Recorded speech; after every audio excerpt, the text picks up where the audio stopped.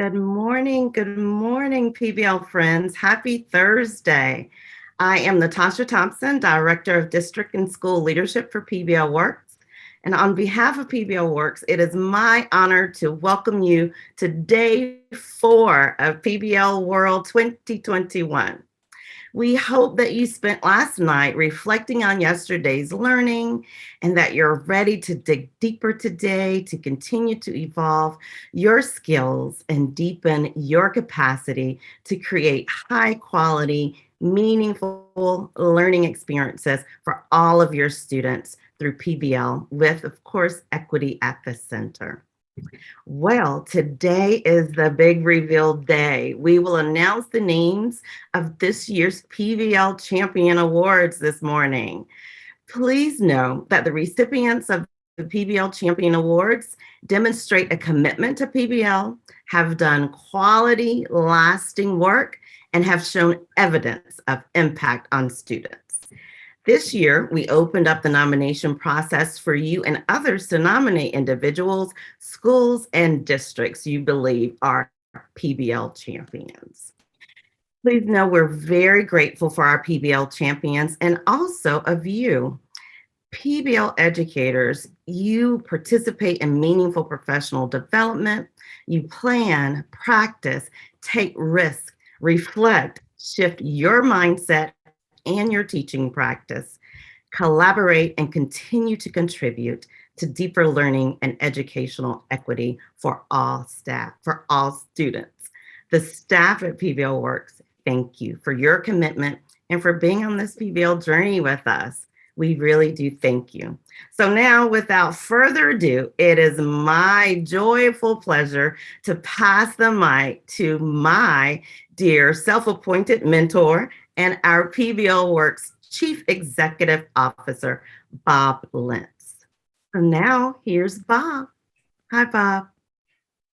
Hi, Natasha, and welcome to everyone. And I'm so excited to be here. So Natasha said I'm the CEO of PBL Works, and I'm really excited that I get to take a few minutes before we get started to share some of my reflections and insights on advancing racial equity through high-quality project-based learning, especially tying in what I've noticed over the last few days. My biggest pleasure and privilege is I get to present the PBL Champions of 2021, as well as a special award for a well-known PBL influencer.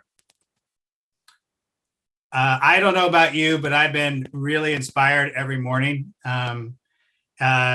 We were so excited to use racial equity as the theme and focus of this year. The last 5 years, we've been on a journey as an organization to really do our own individual and collective learning about, as Dr. Bettina Love said, how do we become co-conspirators in this work?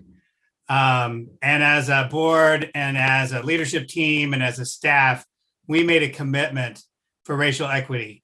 That PBL, our vision is PBL should be available and experienced. All students should experience it, but especially Black and Brown students, because we know the power of the academic success, the success skills, and the agency that comes through PBL is a civil right. And we are in the work right now. And the work and our keynoters have really, inspired me to continue on this journey personally, and I hope all of you as well. Mickey Tomita really reminded me of our commitment through PBL through high intellectual challenge, especially on drawing on Indigenous wisdom. The big picture alumni, who wouldn't want to share power with those amazing young people who just let me know, like, I've been on fire ever since I heard those kids, reminding me of like the power of project-based learning to transform not only the learning, but people's lives. And finally, Dr. Bettina Love said, you need to know us. You need to know us. We need to know our students well, so we build projects that meet their needs, not our needs. And I laughed thinking, like, I wrote this down. And you don't have to be Black. You need to be brave. And we are here today to share the stories of the people who are the co-conspirators, who are the brave ones, who are making change right now in their schools and their districts, in their classrooms. And I couldn't be more inspired, and I know by their work, and I can't wait to share it with you.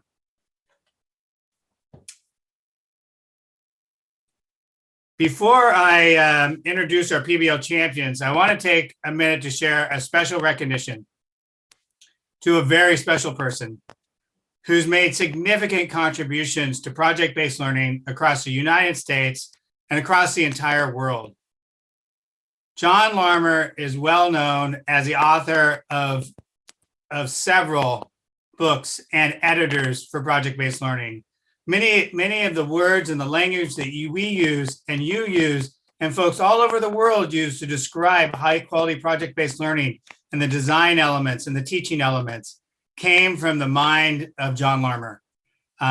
He has been a huge influence on our work and as PBL Works and previously the Buck Institute for Education, and his legacy and impact will live on for decades as he is really codified what it means to do gold standard PBL.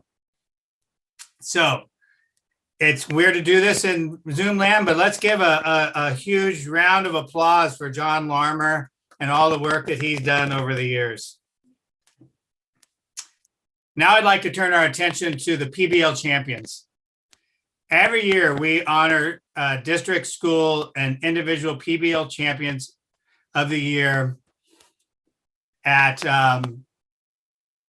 PBL World. This year, we used a nomination process to identify our champions. So people all over the country nominated their peers for this award. And we were so thrilled to see so many amazing, great nominations and learn about the great work that was happening in classrooms and schools and districts across the country.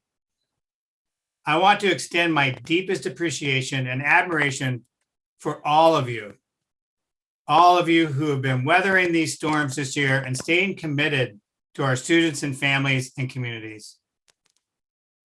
From the bottom of my heart, on behalf of the entire PBL Works team, thank you.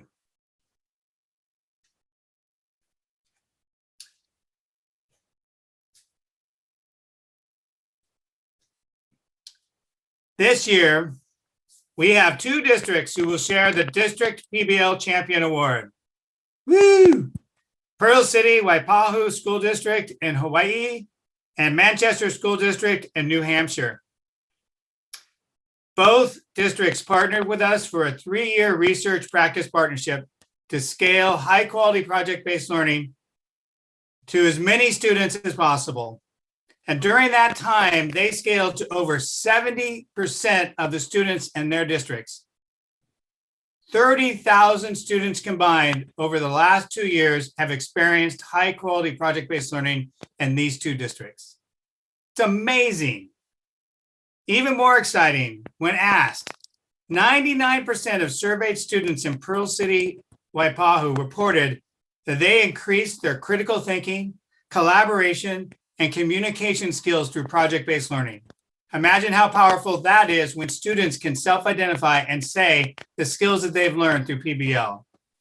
So congratulations to Pearl City, Waipahu complex area, and please give a big round of applause to Keith Huey, Superintendent, who will make a few remarks.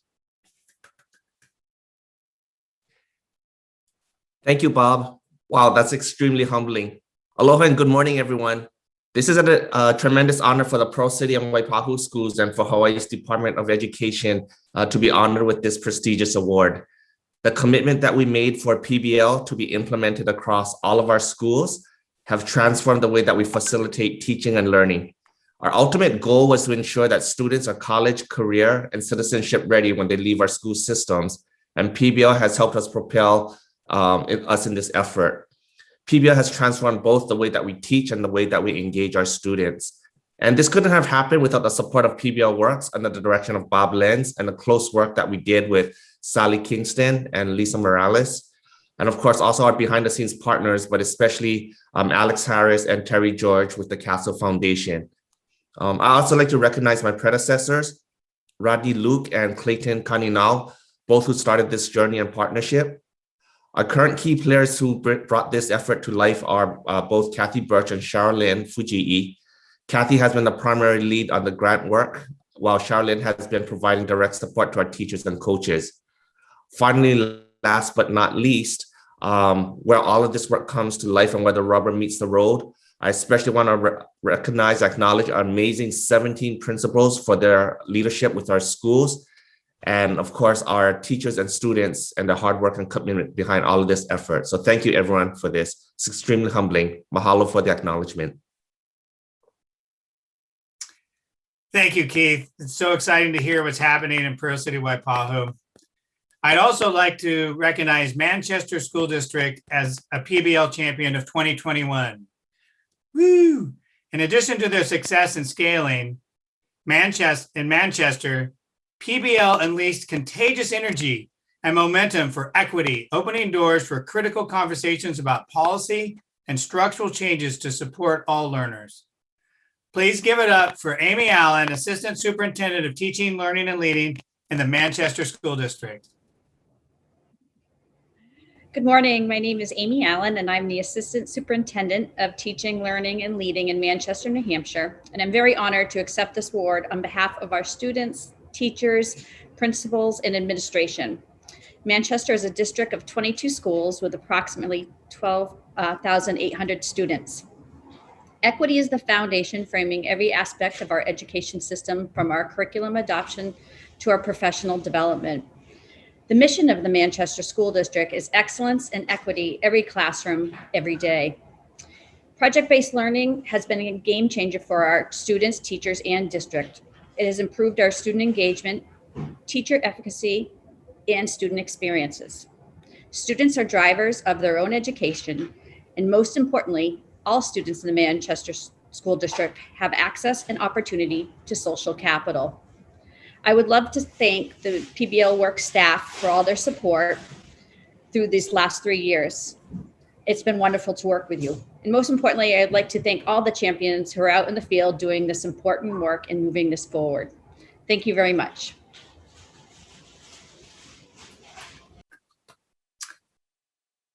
All right, you ready? Our next champion.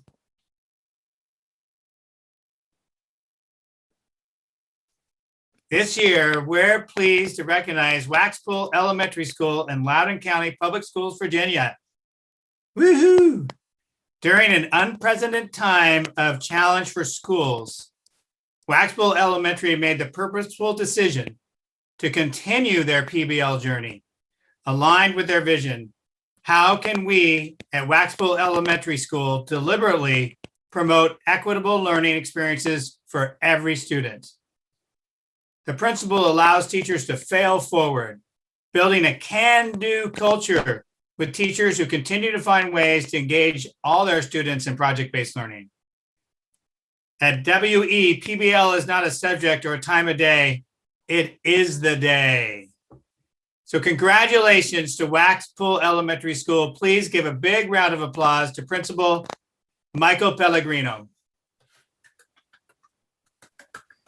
How can we, as Waxpool Elementary School, accept this prestigious and coveted award?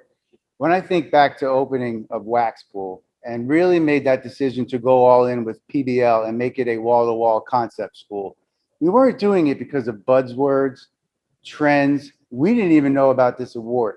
We were truly making the decision to create today's 21st century learners. Providing students with experiences relevant to their lives really helps us to meet the needs of all students, regardless of previous experiences, background knowledge, race, gender, economics. We are fortunate enough to work in Loudoun County, a county that supports deeper learning, a community who has bought into our instructional approach, and of course, the amazing teachers who work so hard to refine their current practices. to truly be experts at providing instruction through the lens of PBL. I'd like to thank Rhonda Hill, our PBL World facilitator and beacon of steady light. Thank you, Rhonda. I'd like to thank our staff, students, and parents who all recently met less than 2 years ago from over 3 schools, 46 different locations, speaking well over 30 languages, for embracing PBL and knocking it out of the park during a worldwide pandemic.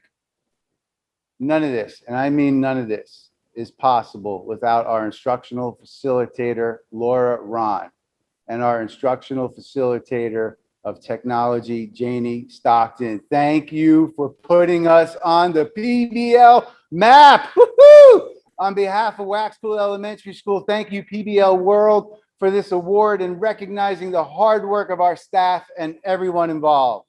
Good morning, PBL World. I am Chris Waldfogel, Senior Director of Professional Learning and Leadership with PBLWorks. During her 11-year tenure as a Tennessee educator, Dr. Yolanda C. Robertson has made a lasting impact on hundreds of students and educators who have experienced her calming spirit, vast communication skills, community connections, confidence, and passion for learning. In 2013, this inspirational leader embarked on a journey to introduce PBL to a group of students in an urban environment, where her impetus was to be and see the change she desired for her students and colleagues, most of whom come from a similar background as she herself experienced. This effort to make education and the PBL process relevant pushed those same students to discover for themselves their placement in the world of opportunities. During the unprecedented times of this past school year, Dr. Robertson once again led the charge at her school, John P. Freeman K-8 Optional School, located in Memphis, Tennessee, where she is currently a middle school interventionist. Her grassroots personality allows her to connect with people of all ages, ethnicities, and backgrounds. That same motherly big sister or auntie aura holds true for students who fondly remain in contact with her after they graduate. In the words of Dr. Robertson, I encourage all of my colleagues, current and future PBL coaches and teachers, remember, if you grab their hearts, then their heads will follow.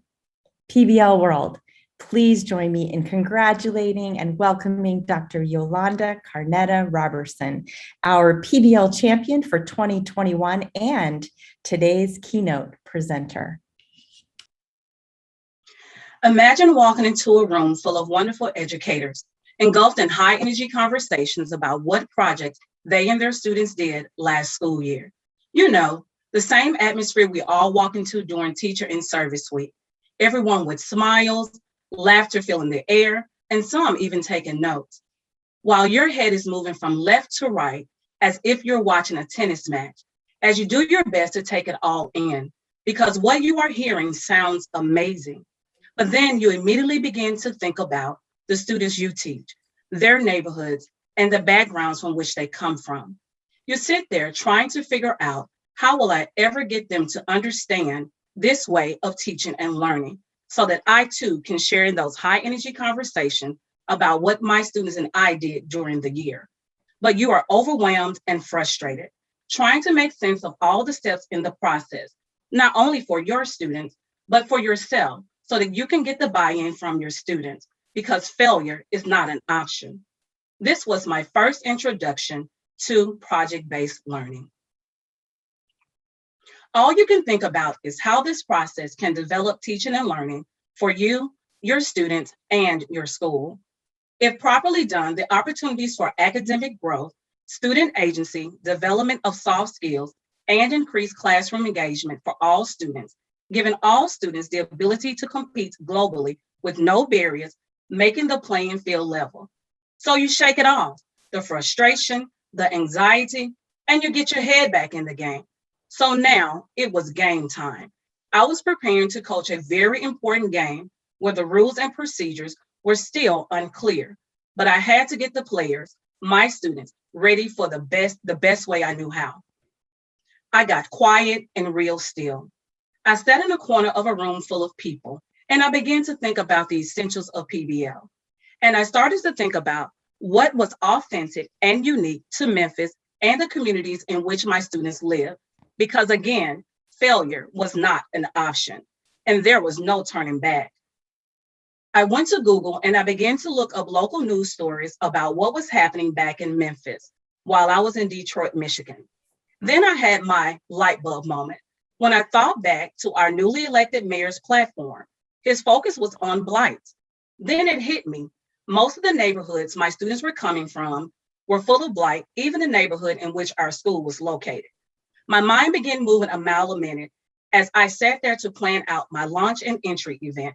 But I knew that whatever I did, it had to be relatable to my students. It had to grab their hearts first and then their minds to fully embrace the project I had planned. Then boom, I knew exactly what I needed to do. I thought back to a national contest that high schools around the country entered in to win the chance for the then President Barack Obama to be their graduation speaker. I quickly thought back to one part in the video submission by one of our local high schools in an impoverished neighborhood where they showed a local low-income housing apartment complex being torn down because of the blight. I knew that some of my students lived there or had relatives that lived there. That was how I was going to get them to connect to the project. Upon return to Memphis, 3 days before the start of school, I brainstormed and decided that I wanted this launch event to be memorable. I would create a silent gallery walk around my classroom with posted questions for them to answer before an open discussion.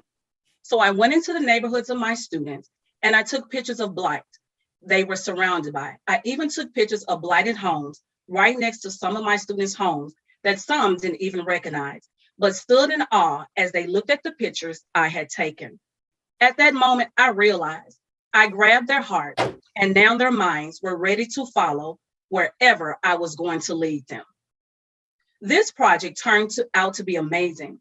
To see my students who didn't believe in themselves, but trusted their teacher, the teacher that looked like them, that came from similar backgrounds as they did, who overcame some of the same challenges they were facing, who also had others who didn't believe in her. But she too had a Dr. Roberson, who saw her potential, who pushed her to follow her dreams of becoming a doctor. So I wanted my students to know that if I could do it, so could they. I often told and still tell my students, I want you to be better than me, and I think I'm okay. Oh, by the way, that high school won the national contest, and former President Barack Obama was their graduation speaker. With my whistle around my neck and my playbook in my hand, I had decided to commit to the PBL process. As frustrating as it may have been, I learned that I had to embrace the challenges before me, because what I was learning was for the greater good of not only my students locally, but society as a whole. What our students do directly in our classrooms will indirectly affect everyone, not only in our country, but throughout the world. So this year, I was given the task of leading my entire school, a K-8 optional school, in project-based learning, from beginning to the end. We started with creating and training a PBL committee of teachers from each grade band for about 2 weeks. This committee then led the rest of the staff during District Learning Day through the rollout of our school-wide Flatten the Curve project, making sure to incorporate the 7 essential elements of a PBL project. As the project progressed, we also had master classes led by me in various aspects of PBL as the project moves over the course of weeks. During this time, the teachers had an opportunity to ask questions. I would like to share with you all what my school and I were able to do with PBL during the pandemic and a hybrid learning environment. Our kindergarten students created germ superheroes to flatten the curve to fight COVID-19. But when they realized no one outside of their classroom would see their superheroes, they decided to make PSAs about how to stay safe that they could share with others. Our 4th graders created PSAs on the importance of following the COVID-19 guidelines, and they used the Flipgrid platform to share their final products.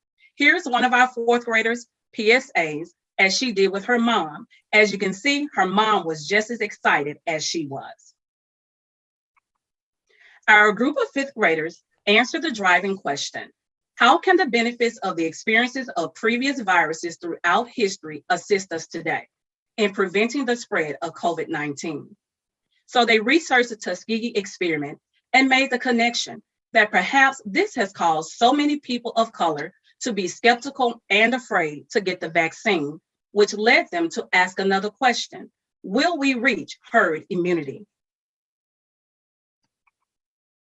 One of our sixth graders, band students, and our overall PBL Showcase winner presented on 6 types of music that can benefit the brain to answer the driving question: how can we as musicians positively impact during the pandemic? She thought that if certain types of music can benefit the brain, then students should listen to them as the students prepared for state testing in May.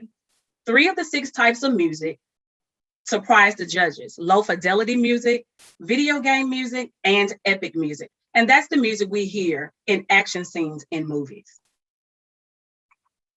Some of our art students focus on the driving question: how can we use art to support social and emotional learning for students and the community during the pandemic while helping to flatten the curve? They created an acrostic poem that spelled the word healing. They were also required to add a drawing to express their poem or letter. Some of our first and second grade CLU students wanted to help flatten the curve by focusing on hunger during the pandemic. So one student brainstormed and said that he would ask his dad to build a food truck so that they could serve the hungry. But then, of course, when they realized that that was not possible, their teacher and I brainstormed about and what we thought it would be a great idea was to partner up our local Mid-South Food Bank. And this is the result of a PBL project turning into an act of service. So I'm sure you're wondering, how do we do a showcase of projects with our community partners and students? We did it virtually, and it was a huge success.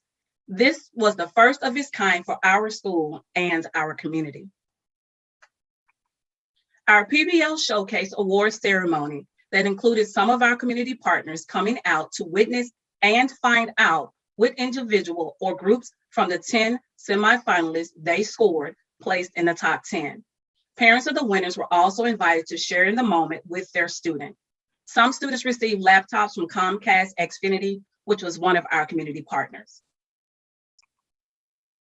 The coronavirus is not the only pandemic to take place.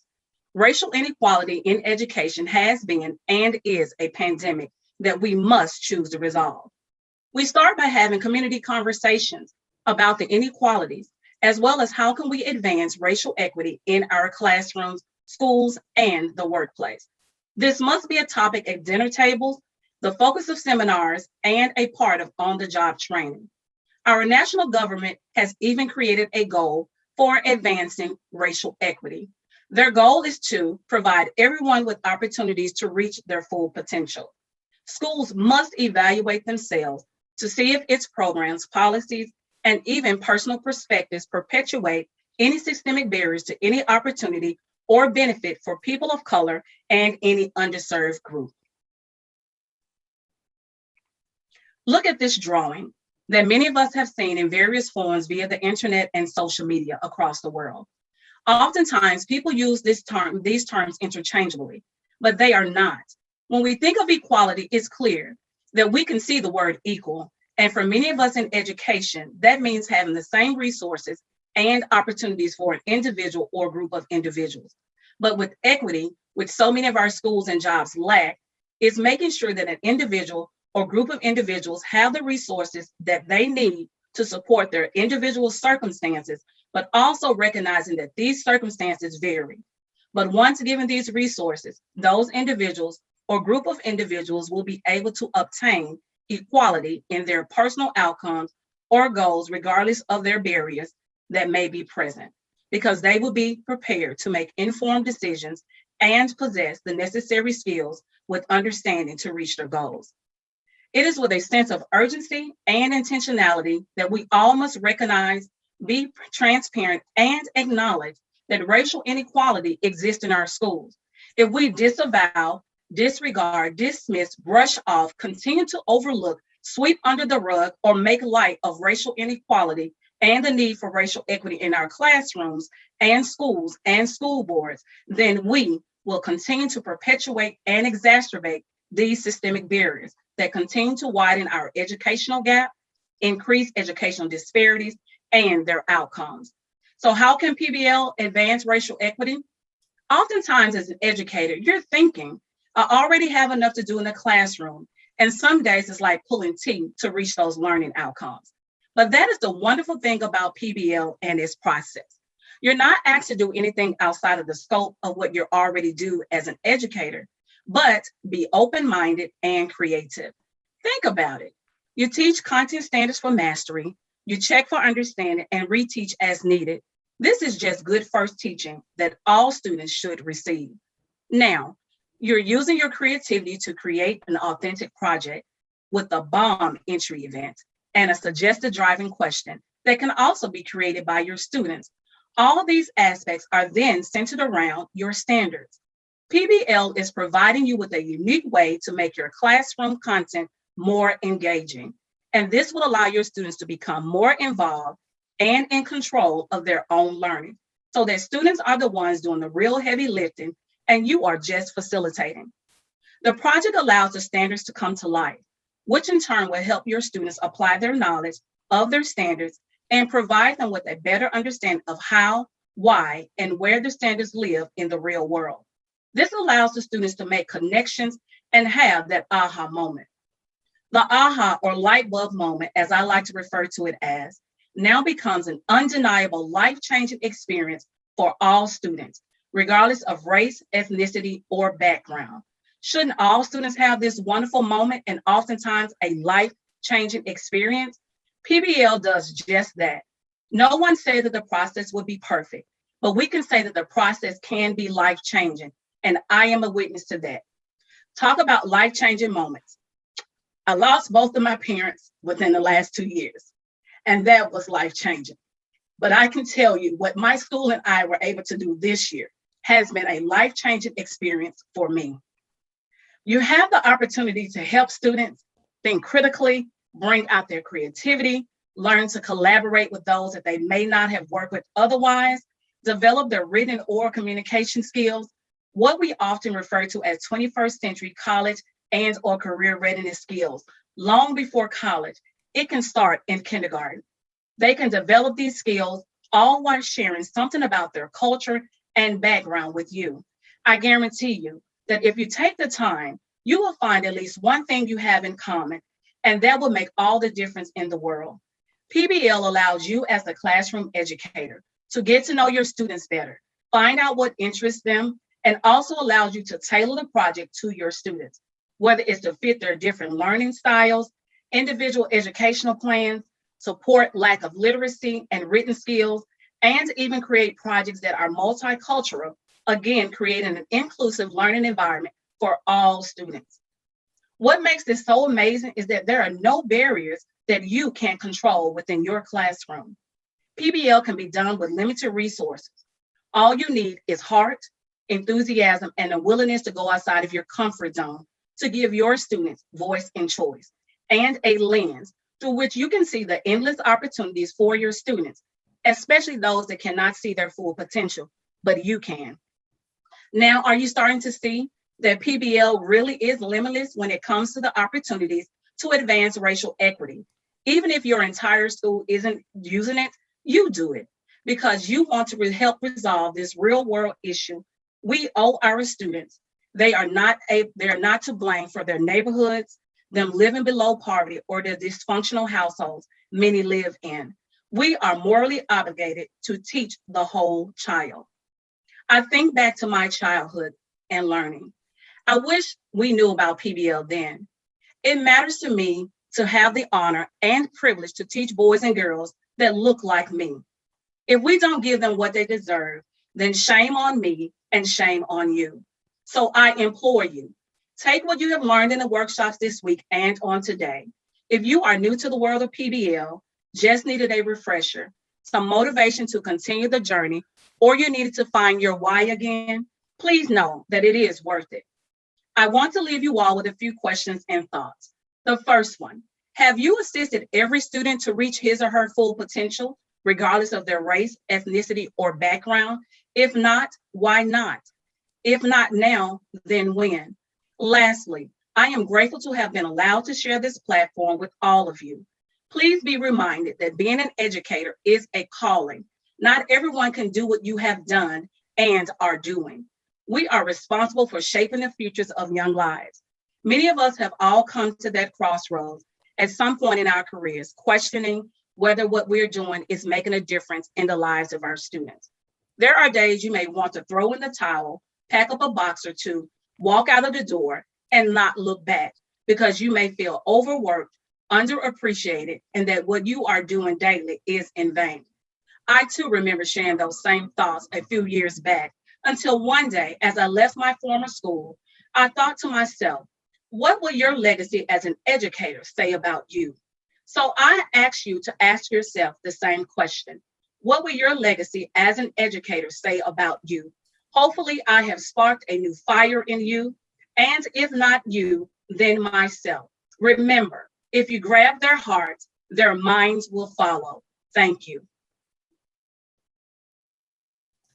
Thank you, Yolanda. Thank you for your inspiration and all your work.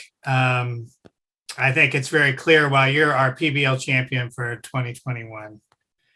And it's been so inspiring to hear from all of our champions and know the good work that's happening across the country, especially in this time of uncertainty and volatility. So thank you to our PBL champions for 2021.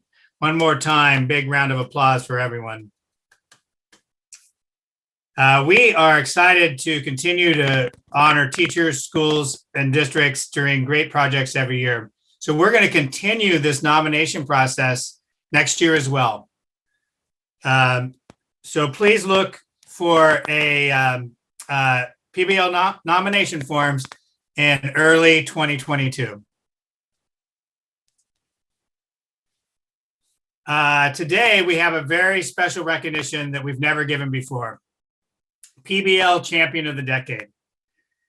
This recognition goes to a well-known person in the world who's typically recognized for his creative genius as a film director, producer, and screenwriter. What you may not know about this awardee is he's been an ardent advocate for project-based learning since 1991, probably even longer than that. He has been supporting the transformation of K-12 education so that all students can acquire and effectively apply the knowledge, attitudes, and skills necessary to thrive in their studies, careers, and adult lives. Today, we honor George Lucas, our PBL Champion of the Decade, for his support through the George Lucas Education Foundation and specifically Lucas Education Research. Thanks to his commitment for transforming K-12 education through project-based learning, we have a growing research base that increasingly shows that PBL works. I'd like to welcome Kristen DeVivo, Executive Director of Lucas Education Research, who will accept the award and share more about who we're giving thanks to, George Lucas. Kristen? Hi, Bob. I'm excited to be here. It is an honor to accept this award on behalf of George Lucas. And we would love to play a short clip where you can hear from George.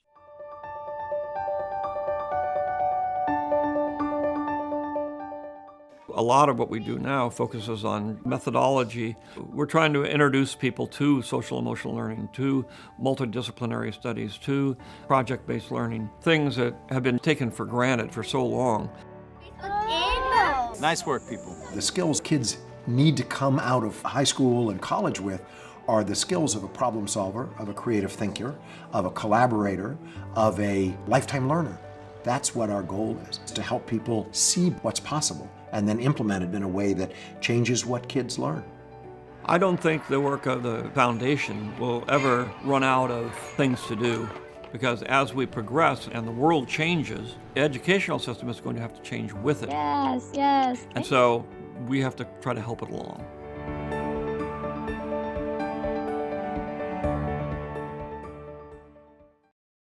He is one of us. We are one of you, all working in pursuit of preparing our children to be active, engaged, and informed citizens in our democracy.